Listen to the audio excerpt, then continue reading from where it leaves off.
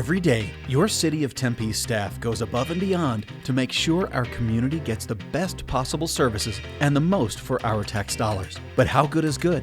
How do you measure it? And how do we know what we really need to make progress on some of our most pressing issues? To guide us, we developed a series of goals designed to help us improve our community based on our Tempe City Council's 5 strategic priorities. Reaching for excellence, we are comparing ourselves against the rest of the nation as well as ourselves. Some of our goals will help save lives. Some of them will help us save money. All of them will help us make Tempe a better place. Tempe Accelerates is an opportunity for you to get involved. Hear what city staff and community partners are doing to reach our goals. Your role? You are a vital part of our community. Share your ideas and help us craft better solutions. Ask questions. Be part of the conversation either in person or online. Check tempe.gov/Tempe Accelerates for dates and times of our next programs and collaborate with us at Tempe City Hall. Today, we will hyper-focus on 2 performance measures. Each presenting team will have 10 minutes to share data, strategies, and progress on a performance measure. Then, you will have about 10 minutes to ask questions or offer suggestions and ideas. On the back of your agenda, we have resource questions to help you participate in the conversation. Also included with your agenda is a quick survey with space you can use to include any ideas or suggestions you might have about today's topics. Thank you for participating. Now, let's accelerate. Okay, thank you for being here and welcome back to Tempe Accelerates. This is our first session in the newly remodeled council chambers, so it's pretty exciting to be back after several months. We have 2 teams today that will be presenting in Accelerates. We have a team that will be presenting first on the Dementia-Friendly Community Designation, performance measure 3.20, and also fire services satisfaction, which is performance measure 1.04.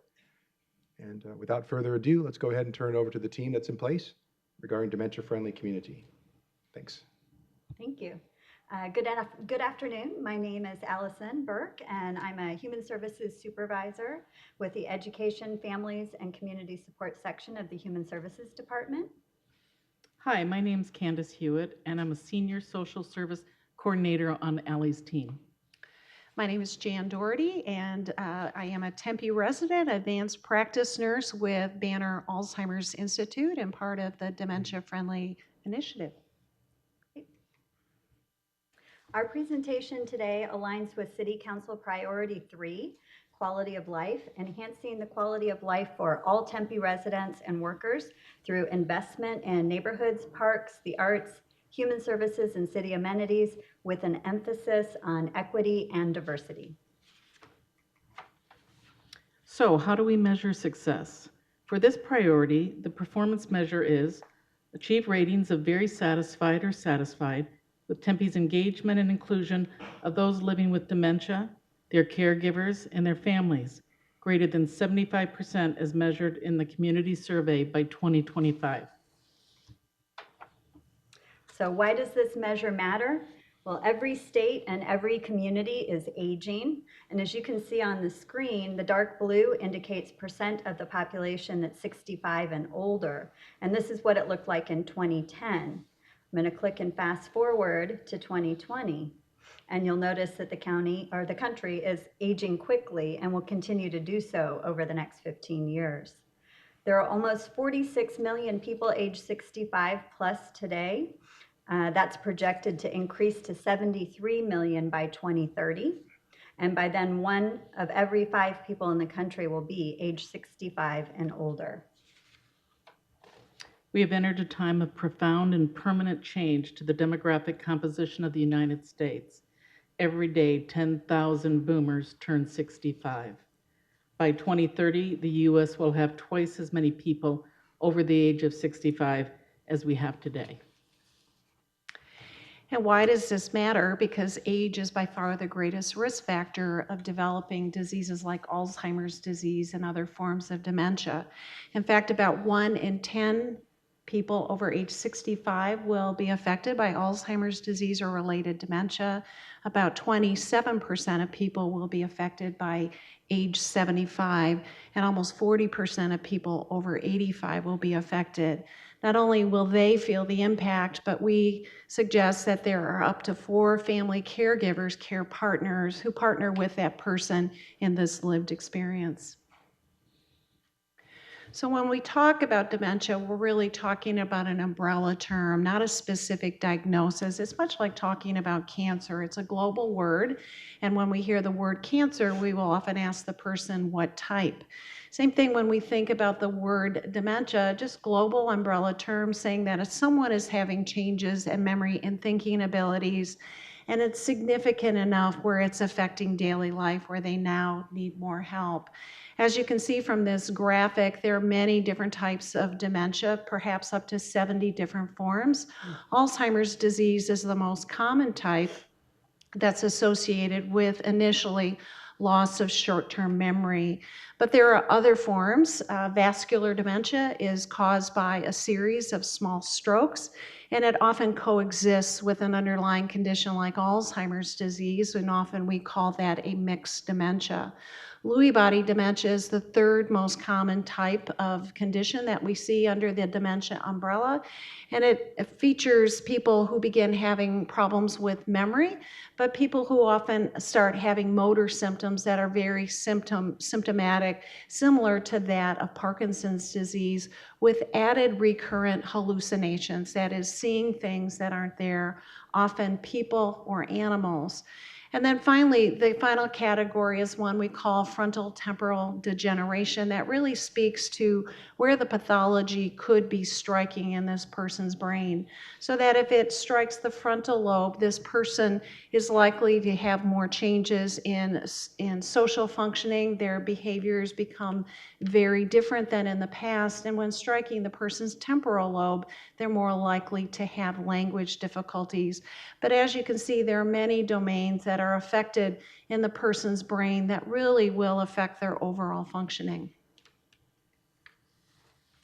So why does this even matter? Well, we know that 80% of people who are living with all types of dementia actually will be living in the community, will be living in Tempe or surrounding areas, and they're living with a family. What we're seeing, though, is a growing number of older adults who are now living alone, and we're even learning that now there is a rising number of older adults who are finding themselves homeless and also presenting with cognitive impairment. And these are people who are part of our community, and it's our job to care for them. In Tempe, about 1,500 people over age 65 have dementia. However, Arizona will experience the second highest increase in the nation of people living with dementia in the next 10 years. This means that Tempe's affected population will grow to over 3,000 residents. It's important to remember that dementia is not a singular diagnosis. It impacts families and caregivers. With this in mind, it is estimated that the number would actually increase by 3 to 4 individuals per diagnosis. In other words, we are giving consideration to the person with memory loss and those caring for them. So what is the goal? Dementia-Friendly America is a national network of communities, organizations, and individuals seeking to ensure that communities across the U.S. are equipped to support people living with dementia and their caregivers. Tempe is the state's first dementia-friendly city and is part of the Dementia-Friendly America initiative. At the 2015 White House Conference on Aging, the city of Tempe was designated as one of 6 up-and-coming dementia-friendly communities that would help lead the national collaboration. In March of 2016, the city launched Dementia-Friendly Tempe in partnership with Banner's Alzheimer's Institute to make Tempe a livable place for people with dementia and caregivers through trainings, programs, and resources that are available to the public.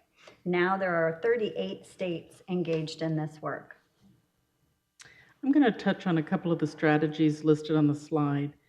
Dementia-Friendly Tempe Presents is a free monthly lecture series with topics about dementia, presented by professionals and community members.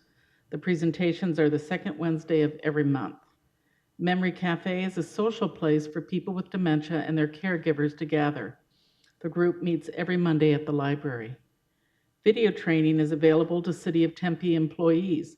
Employees can register in Elm and get 2 wellness points for the training. Dementia Friends is an hour-long session to learn small ways to help people living with memory loss that is available to employees and residents. First responder training was provided to City of Tempe police and fire departments. This training included specific communication strategies that are dementia-friendly for first responders to incorporate into their work. So the strategies that Candace just talked about fall into several buckets. These areas do overlap to create a net for envisioning resources, programs, and services for those suffering from memory loss and for their caregivers, as well as for the larger community. Let's take a look at a short video that captures some of our efforts.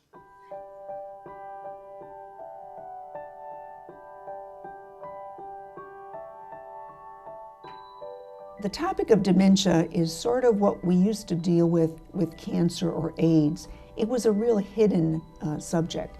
And before we started speaking up about it, people just weren't getting the help they need. It's good to have a basic understanding of what dementia is and how it may manifest itself in people. So in this umbrella term of dementia, we're saying that a person is having trouble with memory, with thinking, with language, maybe behavior and judgment is even changing, and it's changing in a way that everyday life is affected. Just as with any disease, there is more to the person than the dementia, and that they have qualities and skills and things that they can still offer to their community. They're still part of our community. So as a community, how can we respond in a much more optimistic way and really support people to live well with a chronic condition that right now we don't equate living well with dementia, and yet we have this tremendous opportunity to help individuals who are living with dementia and their family members to hope for better and hope for more. Dementia is one of those diseases that are not visible. It doesn't make being handicapped in other ways that are visible easier, but with dementia, people don't know. And when they find out, they don't know what that means or how to act. So the concept of a dementia-friendly city means people get it. My mother was diagnosed back in 2008 of having dementia. And then I saw the toll it took on my father and the demand of a caregiver and what's all involved. This really prompted me to try to do something in our community, because that's what we do in Tempe. We always look at quality of life initiatives to better the quality of life of our residents and businesses in our community. And this really connects with individuals. The more people I talk to, they know someone or have a friend or a family member that has been diagnosed. The first thing we did was to start our Memory Cafe in September of 2016 and let the people in the community know that we are here to help them with services, resources, and a connection to other people who are going through the same situation. It started out slow, but has grown tremendously, and we've seen over 200 people visit our Memory Cafe and tell each other about it.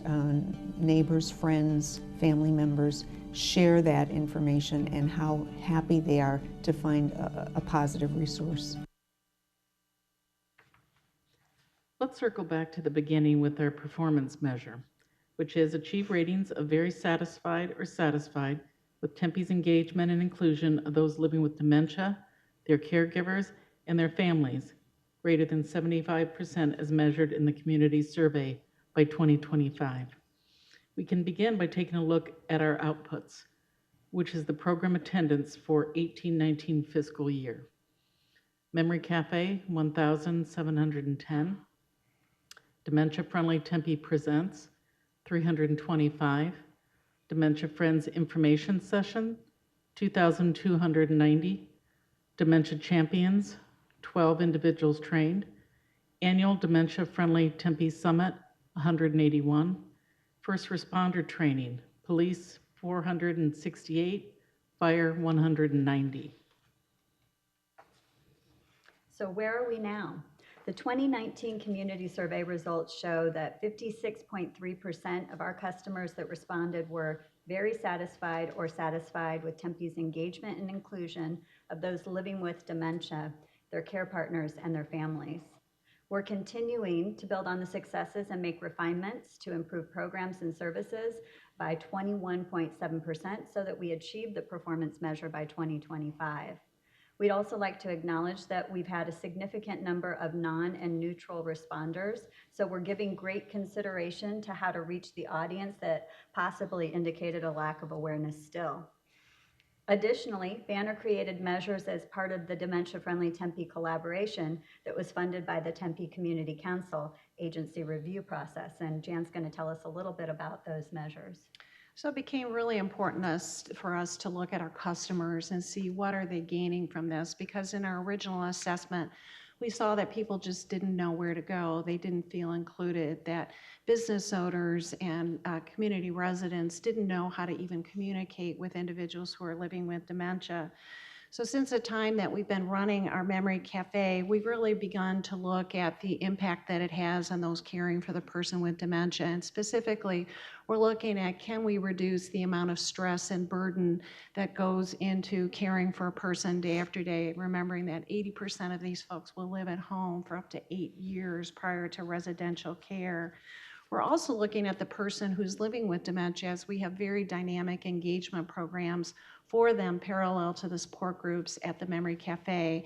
And we want to know that they, in fact, are engaging in a very positive way, and that the reason they come back is because the programming is so consistently strong and good. It was really important for us to look also at, do our community members know to turn for help when help is needed?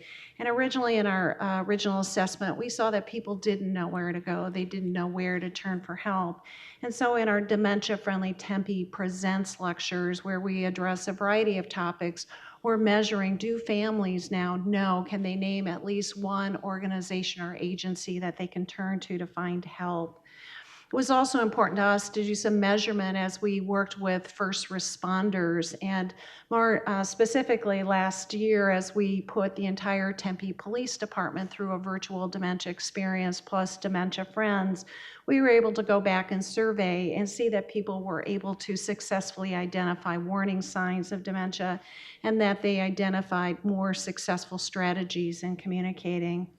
And then finally, this year, we just held a statewide conference really trying to help other communities become more dementia friendly, with the hopes that we would have 2 additional cities move towards dementia friendly status. So I'm happy to say that Surprise has now joined us in this effort. And again, they are a very senior heavy population. And just recently, Mayor Gallego announced that dementia friendly Phoenix would evolve. And in fact, today I came from educating about 180 firefighters in the city of Phoenix to become dementia friendly. And they continue to cite Tempe as being the leader, and that's something that we should be very proud of. So how are we going to ensure sustainability? There is now City of Tempe staff dedicated to facilitating Dementia-Friendly Tempe. Enter Candace and Allie. Banner has collaborated with City of Tempe and done tremendous work. We are now taking the baton to work towards the city sustaining these efforts. To do this, we are on a listening tour. We are learning from the key stakeholders about what they have encountered as the initiative has gained momentum.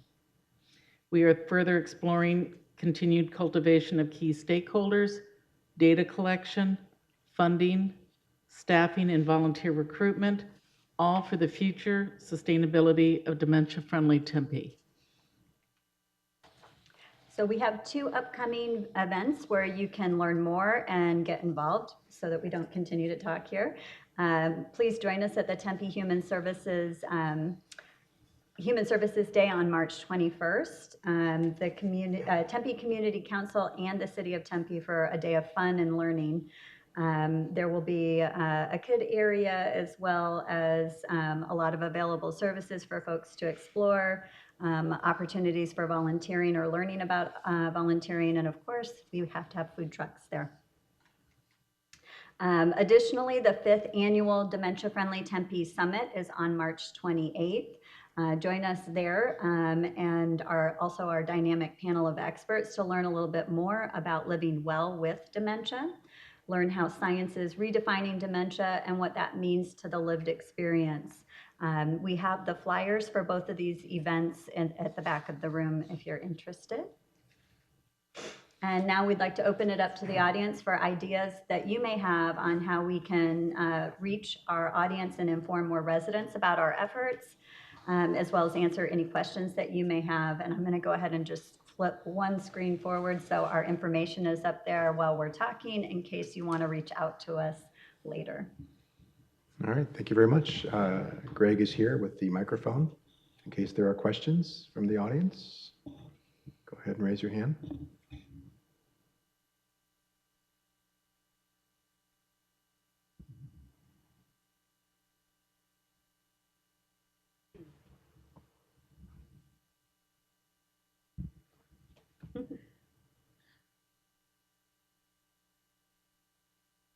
All right.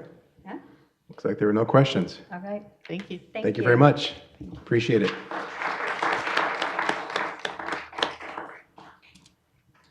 Okay. While they are making way for the next presenters, I just would remind you that if at some point after the microphone passes away from you, you think of a question, there are forms in the back that you can write down questions, comments, and feedback to all the presenters today. Our next presentation will be regarding fire services satisfaction. Looks like Chief Glass is getting prepared. Go ahead and get her materials up on the screen and we'll begin that part shortly.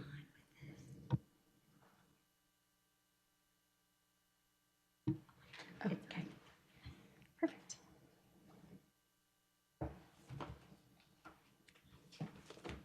Okay. All right. Thank you all for being here today. My name is Andrea Glass. I'm Assistant Chief with Tempe Fire Medical Rescue. I oversee our Community Risk Reduction Division. And today we are talking about our customer service satisfaction ratings as we go through this. My apologies. Our performance measure 1.04, because we do understand the significance of our community and how our services relate in the community, our performance measure for 1.04 is to achieve ratings of very satisfied or satisfied with the quality of local fire services greater than or equal to the top 10% of the national benchmark cities as measured in the community survey and the Tempe Fire Medical Rescue customer service surveys. Why this matters for us, Tempe Fire Medical Rescue Department uses this information to assess our level of service and to continue to improve our services within the community.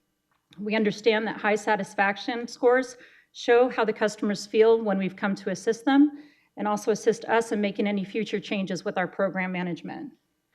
But most importantly, to uphold our mission, whether it's services to our residents, our businesses, or persons visiting our city, we understand our efforts are dedicated to providing that highest level of service within our community in any capacity. And that's why this matters most to us. As we look at surveys that were utilized to evaluate performance in our community, we've got 4 different surveys that we currently utilize, and we've broken them into 2 separate categories. And the first category is general perception. And when we talk about general perception, we talk about the City of Tempe Community Survey that's done annually and the City of Tempe Business Survey that's done every other year. And the reason we talk about this is with perception, it's an overarching survey that's done annually. So we get to see what they think of the entire city as a whole, what our services are like as a whole within the community, and then also within that business community. Understanding that they may not always have interactions with us and that it could be based on perception, we also do direct surveys, so direct contact, people that we've actually run on or interacted with, done business with on a daily basis or weekly basis. And so we developed a survey that is our Tempe Fire Medical Rescue Emergency Medical Services Survey. And then we also have Community Risk Reduction Division survey. The difference between these surveys, the first survey is actually conducted after we've provided medical services within the community. We will try to obtain email addresses, and then we will send out surveys so we can identify how our performance is within the community on medical services. Our Community Risk Reduction Survey is the survey that's done after we provided fire inspections, fire investigations, any type of new building construction, interactions that we've had with our contractors. So again, we can see the type of services we're providing among our Community Risk Reduction Division. As we looked at our target, again, our goal is to be at the top 10% of the national benchmark. Our baseline data was developed in 2016, and at that point with the community survey, our baseline was at 91.5%. Our medical rescue services was at 81%. We have about 3 years here to just show you a trend of where we were at with the 91 percentiles in both community and medical services in 2017, and then 84% and 82% in 2018. Our customer service survey was at 96.9% in 2016 as well, which shows you when we have that direct contact, we're identifying that we're seeing higher responses, higher percentages in the level of satisfaction. When we look at the national trends, when we go to our customer service survey, this past year we were at 93% for quality of fire service. We're extremely proud of being at 93% for overall satisfaction, especially because we had a 9% increase since 2018. This was very significant for us to have that type of increase. When we had the presentation in October, ETC Institute had stated this is the highest increase they've seen, and you typically don't see fire service have a 9% increase within a year. So we're incredibly proud of this. For quality of medical services, we are at 92%. Again, we had a 9% increase in our level of quality of service since 2018. And something to note when we look at this is only 10% of the population that was surveyed had received our services directly in the past 12 months. And that's again why we do the customer service survey for EMS and for community risk reduction, so we can have the direct contact, because only 10% of our members who are surveyed actually have used our services in 12 months. When we compare it to the national benchmark, quality of local fire service, we're 12% above the national benchmark at this point for quality of fire services, and we're 11% above for medical services. So at this point, we are reaching our performance measure, which is exciting. But again, to be able to try to hold that and keep that is what's going to be a challenge for us. Our business survey results, for quality of fire services, we are at 97%, and for quality of medical service, we're at 95%. Again, only 29% of businesses that were surveyed actually had direct interaction with us over the 12 months. But as you can see, when you have an increase in that direct contact, we've had an increase in our satisfaction overall. So again, this is very promising for us. When we look at our community survey, overall services for both community risk and medical services were at 95.6%. Initially, what we had started with our performance measure was to be 93% or above. So we are above that with the 95.6%. So how do we use this information to improve our services? First, we like to use this information to help determine priorities that we need to attend to, whether it's training, prevention, or operational and strategic goals. We utilize this information to identify gaps and areas that we might need to improve upon, whether it's training and proficiency in our skill sets, in our ability to respond, whether it's prevention efforts and how we go about doing our inspections, investigations, our community outreach, or if it's operational and strategic, if it's about response times, if it's about station location, if it has to do with our facilities or our apparatus. This helps us make those operational and strategic decisions. The other portion that we use the information for is for timely feedback and reinforcement with our crews. So what we're looking for is to be able to reinforce the positive behaviors, address the negative behaviors that may be occurring, and make sure that we have opportunities to coach in the future to improve our services within the community. Communication also is an incredibly important part of these surveys. It's one thing to be able to do the surveys and get the responses from the folks, but be able to communicate that back out to our crews and have them understand the significance of the services they're providing in the community is what matters. This is just an example of how we utilize our surveys. So our fire chief will send out once a month the survey results to our community members. Again, this is to reinforce that positive behavior and positive results, and for them to see what the community members are saying in the community. So we send them out to our inspectors, we send them out to our EMS folks, and again, they get to read the comments that the customers are saying about them, about the services they're providing. And again, we want to reinforce that positive behavior and that positive customer service. Some challenges we're experiencing when we talk about customer satisfaction survey and quality of services. Maintaining communication strategy without dedicated sustainable resources. And what we're talking about here is we have a PIO, which is myself, and but we don't have a dedicated city PIO. We don't have a dedicated marketing team. We don't have a dedicated ability for that. So when we talk about social media, when we talk about public information officer, we're utilizing multiple resources in order to get messaging out to the community. We're fortunate we have a lot of people who are willing to continue to push our messaging out and to do outreach. But when we talk about communication within the community, having something that is dedicated solely to that would be beneficial, and it is a challenge for us.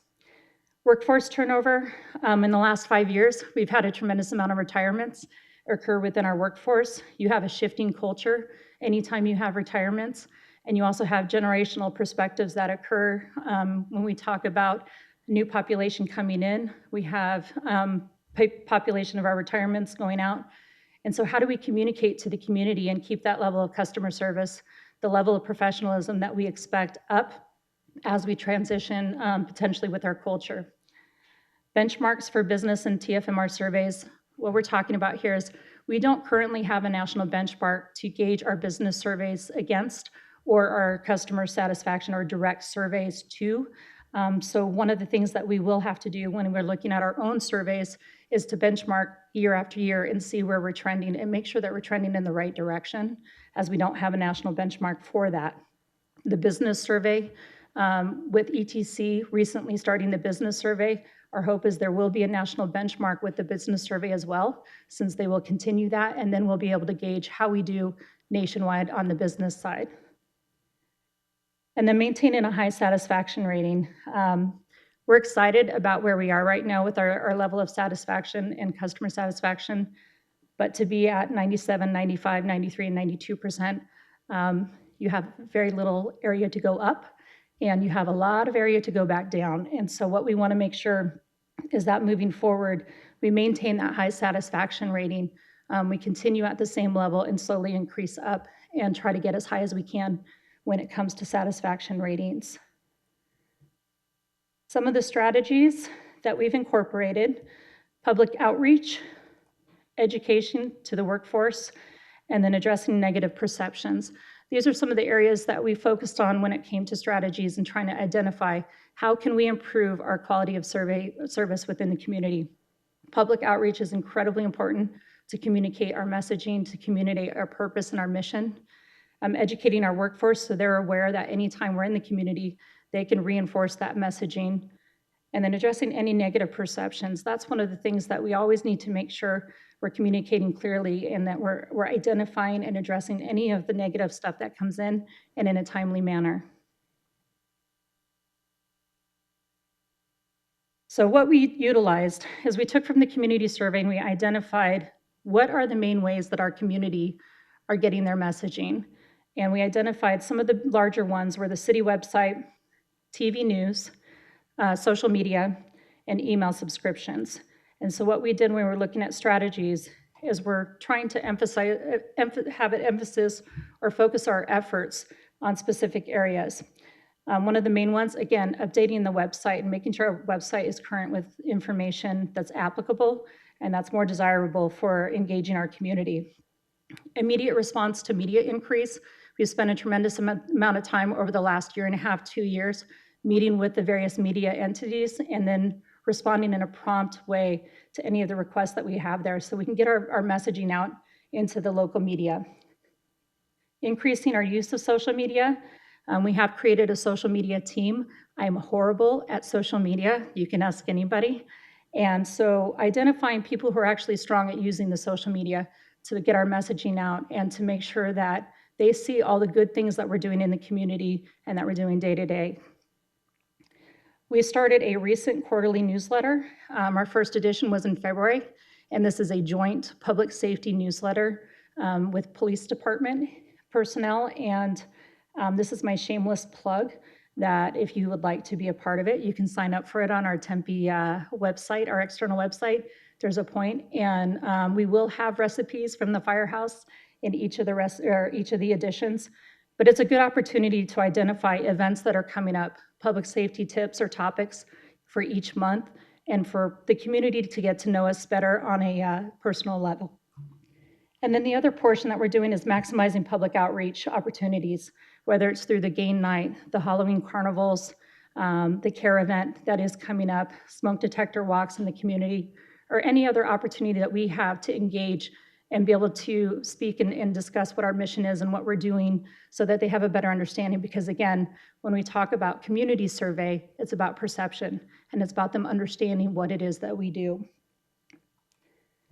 Moving forward, some of the new strategies that we will be looking at, and this is where we'll be focusing some attention, is 5 dimensions to measure the gap between expectations of excellence and perception of actual service.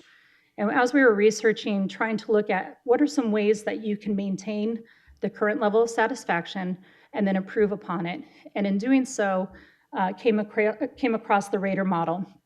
And this is 5 dimensions that you can utilize and focus on how your messaging will be to bridge that gap between what somebody would perceive would be excellent service and then what their actual service was and how that combines. The first phase or first dimension is reliability. This essentially is making sure that your people are properly trained. They know their craft, they're masters of their craft. They understand what it is that they're supposed to do roles and responsibility-wise, and that the customers, our community, can feel reliable in the services they will have. The second dimension is assurance, and this is the ability to convey trust and confidence. This is incredibly important for us as public safety, is to be able to ensure the trust and confidence within our community.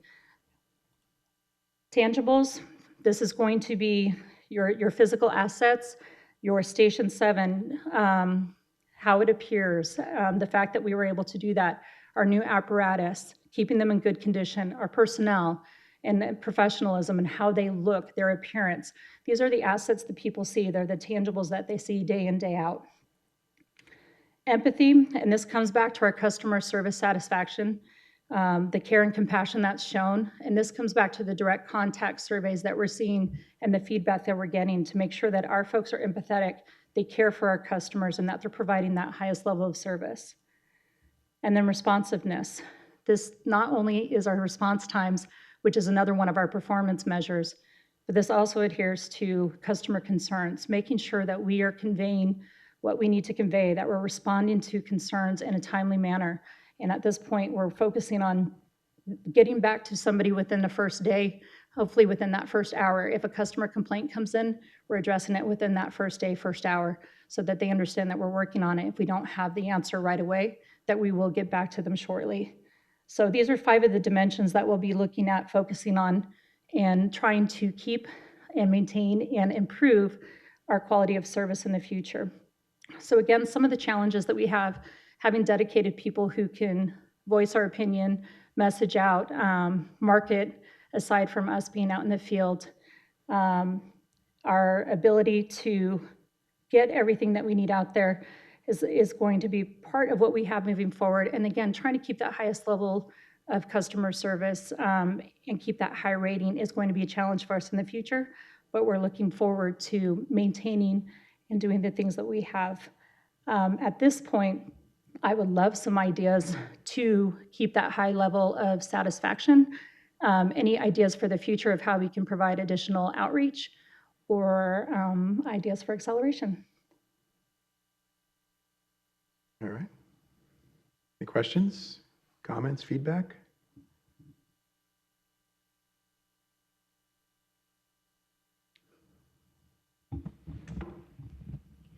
Hi, thank you. I was just wondering, the calls that you do get for service, do you use that information to inform future risk reduction strategies, or if it's like a certain type of service that you're frequently responding to, does that help you with your outreach or efforts in that way? So if we are receiving feedback of possible things that we can educate on or provide services, yes, we do use that. Some of the comments that we get back will be, why did an ambulance show up to my house, or why did a fire truck show up to my house? All I wanted was an ambulance, or all I wanted were the paramedics.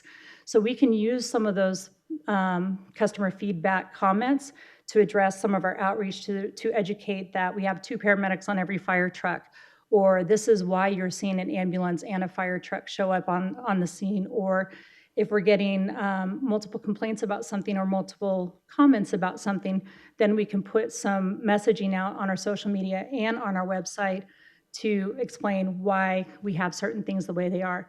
So that will fall into our frequently asked questions on the website that we can then answer and make sure our community members are more informed.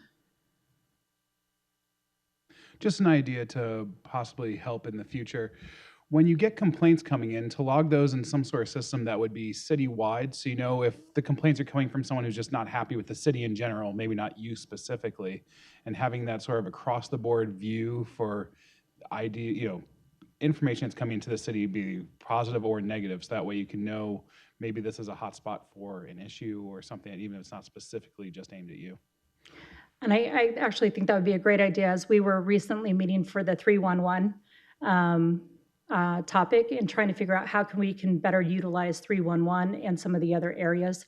I think there's some great possibilities that we could take those feedback, whether it's positive or negative, and then also use it on the 311 side to be able to push that messaging out and then reinforce citywide what it is that we have going on.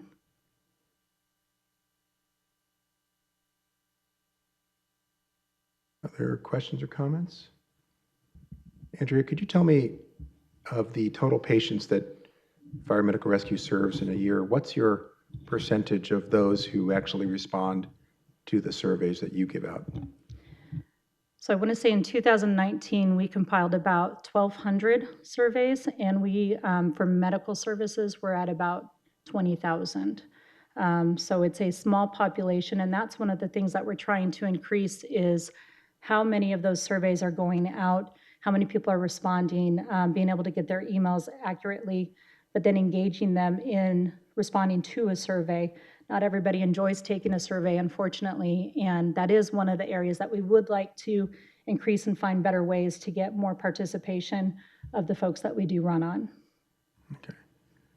So does a survey go out to the person who is being treated, or also to their family members, loved ones, other ones at a scene? So currently it's being sent out to the person who is being treated, who is receiving the actual treatment.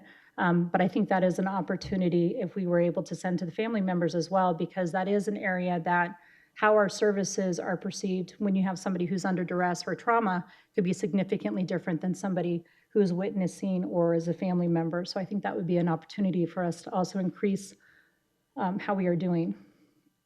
So for instance, if you respond to a fire, a residence, a single family home, let's say, the survey would go to the person who owned the home? So we currently, or to all residents of the house? So currently we're doing them for our medical services only, okay. And not our fire, not the actual if we had a fire, unless we had our investigator out. Our fire investigator then would, if they're in coordination or contact with them, they would be able to get a link to do the survey after a fire. Okay. The reason I ask is because it seems to me like the perceptions of the public of the Fire Medical Rescue Department are the perceptions we want to capture may not simply be the patient, could be the patient's family, could be people who are watching. However it is, if you're treating someone in a public space and they're observing you, those are all hard things to capture, but whatever you're doing in those spaces that other people are overseeing, they will also potentially form opinions of the quality of your work product as well? And is there a way to also sort of capture that in some way? And I think that's again, that's a challenge that we can add to this whole model is how do we capture that? Or is there an avenue that we can put onto our website? You know, did you witness, did you experience, did you, you know, see any other behavior that we did that they could then fill out a survey? But it's hard to capture when you're on scene, when your main focus is on taking care of that patient and then getting them to the appropriate hospital or resource. So it is a challenge for us. I think that's something that we can pursue looking at.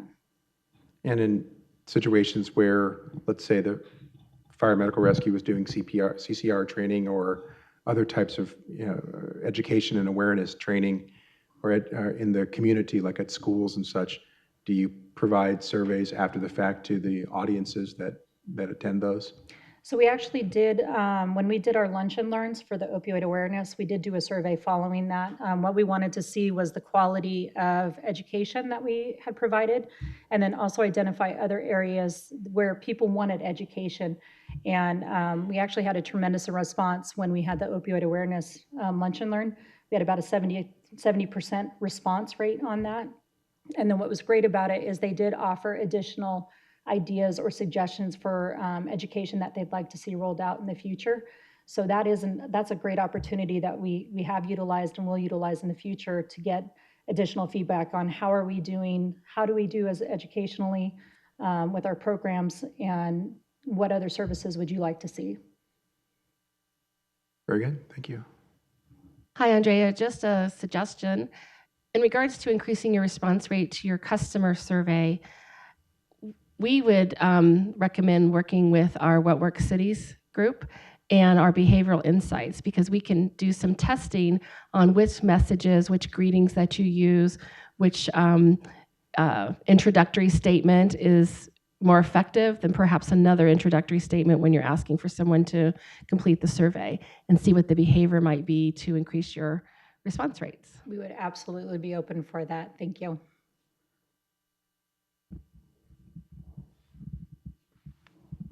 Anyone else? Okay. I actually have two questions.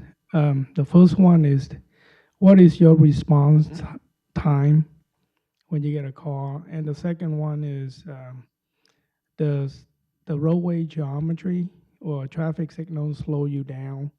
For example, there's a new roundabout at Rio and Ash.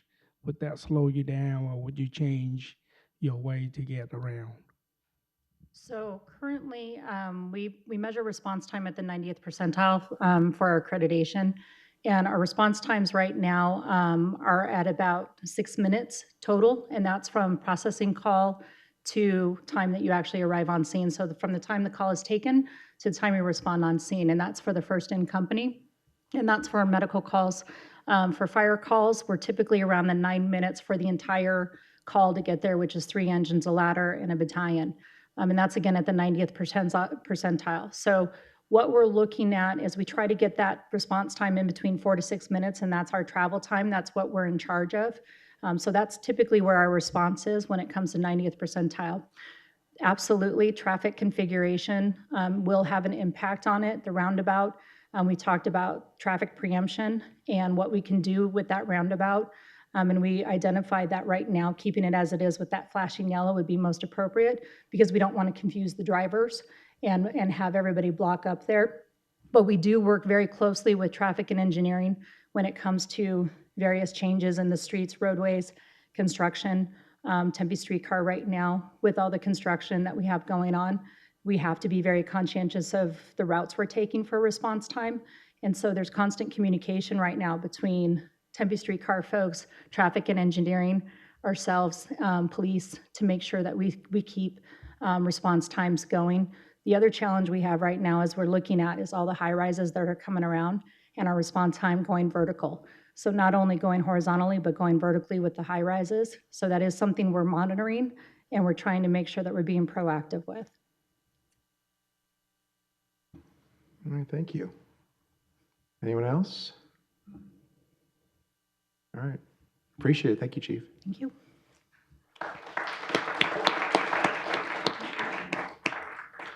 Again, a reminder, if you do have questions or comments or feedback for the presenters, there's always the opportunity to fill out the forms that are in the back of the room or to contact them directly afterwards. I think that concludes our presentations for today. Send us your ideas and suggestions to tempeaccelerates@tempe.gov and visit us at tempe.gov/tempeaccelerates.